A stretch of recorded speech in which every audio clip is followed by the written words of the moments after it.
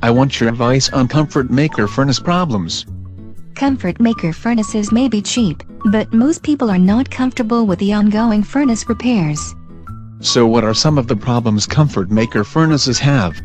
If it flashes a code 3, the pressure switch is closed or the unit thinks it is closed. If the vent is actually clear, the pressure switch needs to be replaced, which they need a lot. Or it is just stuck.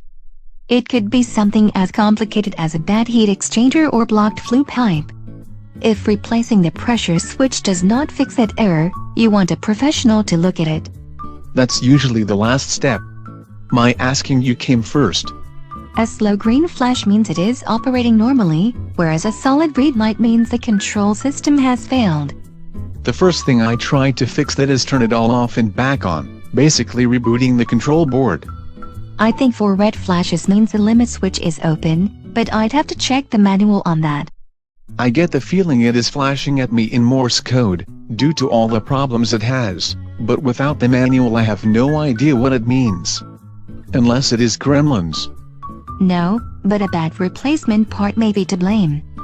Comfortmaker furnaces not only have problems with frequent breaking, but they make the repair person send back the defective part.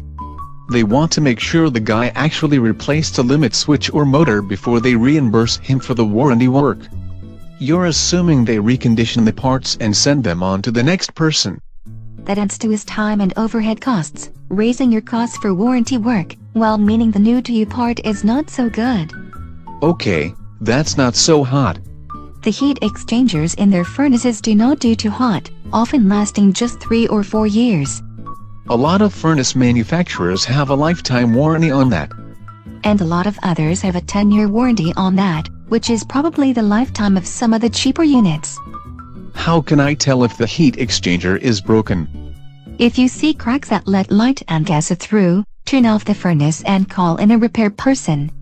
Excessive leaking of condensate through fine cracks and joints may be a sign, while carbon monoxide detectors going off from leaking flue gases is another.